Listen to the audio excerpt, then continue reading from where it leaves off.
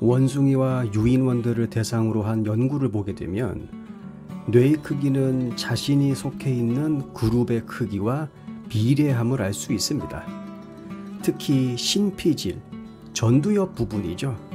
이성의 기능을 담당하는 원숭이들 그룹의 크기가 커지면 커질수록 뇌의 크기도 덩달아서 커진다라는 결론을 내릴 수가 있습니다.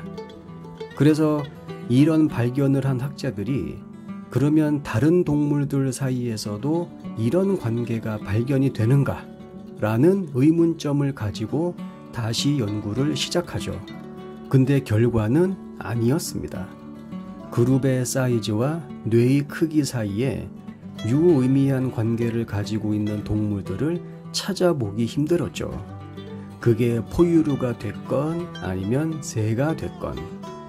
대신 이들이 발견한 것은 바로 일부 일처제를 유지하는 동물들이 가장 큰 뇌를 가지고 있다라는 겁니다. 처음에 이 과학자들은 일부 일처제를 하는 동물종이 가장 큰 뇌를 가지고 있다라는 사실에 상당히 당혹해했죠. 왜냐하면 연구 초기에 이 연구자들은 일부 일처제가 아닌 일부 다처제나 아니면 난잡한 짝짓기를 하는 시스템을 가지고 있는 동물들이 감당해야 될 여러 가지 부담 때문에 아무래도 머리 짱돌을 열심히 굴려야 하니까 이놈들 뇌가 당연히 더 크겠지 라고 생각했기 때문입니다. 그도 그럴 것이 자기 암컷을 다른 잡것들이 노릴까 항상 노심초사해야 되고 그래서 가끔은 목숨 걸고 싸워야 되기도 하거든요. 인간 사회도 마찬가지로 동시에 와이프를 여러 명 관리하는 것이 보통 힘든 일이 아니고 그리고 본 마누라 놔두고 다른 여자와 바람을 핀다 한들 서로의 존재를 모르게 유지시켜가는 것이 대충 생각해봐도 상당한 난이도를 가지고 있을 거라 생각합니다. 하지만 전문가들의 연구 결과는 인간 말고도 일부 일처제를 하는 종들이 굉장히 높은 수준의 인지활동을 하는 것이 확인이 되고 있죠. 왜냐하면 짝을 지어 살아가는 종의 경우 상대방의 욕구와 요구사항을 확인하고 이것을 매일매일의 삶 속에서 해결할 수 있는 능력을 갖추고 있어야 하기 때문입니다. 왜냐하면 생존에 있어서 암컷과 수컷의 콜라보레이션 그리고 일치 이것은 필수 조건이기 때문이죠. 남아프리카에 사는 바위타기 영양을 보면 얘네들은 암수가 동시에 먹이를 먹는 경우는 거의 없습니다. 주변 포식자들의 위협을 감시해야 하기 때문에 암수가 번갈아 가면서 풀을 뜯죠. 둘 중에 하나가 풀을 뜯는 사이 다른 하나는 주변 경계 근무를 섭니다. 그러는 사이 배를 채운 짝이 다가와서 어깨를 툭 치면서 이젠 네 차례야 그런 신호를 주면 그때 경계 근무 교대가 이루어지는 거죠. 더군다나 얘네들은 험준한 절벽을 타고 다니면서 사는 동물이기 때문에 마땅히 한눈을 팔래야 팔 수도 없습니다. 왜냐하면 굳이 그런 곳까지 기어 들어와서 목숨 걸고 쓰잘데기 없는 짓거리를 할 개체가 없기 때문이죠. 즉 암컷과 수컷의 숫자가 매우 적습니다. 그렇기 때문에 한 번 짝을 잃어버리면 평생 독수공방하다가 쓸쓸히 죽어야 되는 것이 얘네들 운명입니다. 따라서 한 번 인연을 맺은 짝을 수단과 방법을 동원해서 유지해야 하는 것이 이 아이들의 숙명이죠. 설령 지금의 짝을 대체할 어린 개체를 찾았다 하더라도 얘네들을 가르치고 성장시키다가 오히려 자기가 죽을 수도 있어요. 그러니까 미우나 고우나 자기 옆에 있는 동무가 최고의 파트너가 되는 거죠.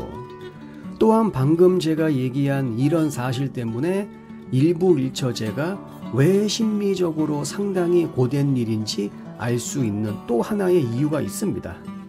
그것이 뭐냐면 평생을 같이 해야 하기 때문에 아무나 덥석덥석 들여앉혀서 살 수가 없습니다. 여러 가지 선택지를 놓고 자기에게 맞는 최선의 선택지를 찾아야 하죠. 자신에게 맞는 최선의 선택지라고 해도 뭐 별거 없습니다. 내가 이 사람과 짝이 되었을 때 다른 이성에게 한눈 안 팔 자신이 있는지, 집안 식구들은 굶어 죽는 것도 모른 채 밖에 나가서 영양가치 없는 인간들과 어울리느라고 허송세월 보내는 건 아닌지, 아니면 이번엔 내가 풀을 뜯을 차례인데 아 몰라 하면서 불침번은 안 서고 자빠져 자는 건 아닌지.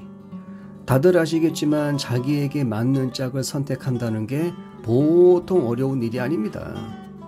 요새 결혼 정년기의 남녀들이 결혼은커녕 연애도 기피하는 대표적인 이유 중에 하나가 우리가 지금 사는 세상이 너무나 복잡하다 보니 확인해야 할 것들이 상당히 많기 때문이죠. 그렇다고 해서 아이고야 그건 그때 가서 생각하자 이러면서 그냥 퉁 칠 수도 없고, 다시 말하면 잘못된 짝을 선택했을 때 감당해야 할 데미지가 너무 크다 그 얘기죠. 6.25 때 난리는 난리도 아닌 상황이 발생할 수도 있습니다. 러시아의 대문호 레프 톨스토이가 쓴 장편소설 전쟁과 평화. 주인공 안드레이 볼콘스키가 자기 친구 피에르 베즈오프한테 이렇게 이야기합니다. 너는 절대로 결혼하지 말아라. 그러면서 전쟁과 같은 자신의 결혼 생활을 잊고 평화를 찾기 위해 전쟁에 참전하는 그런 역설적인 모습을 보여주죠. 순간의 선택이 평생을 좌우한다는 조상님들의 지혜가 갑자기 떠오르는 대목입니다.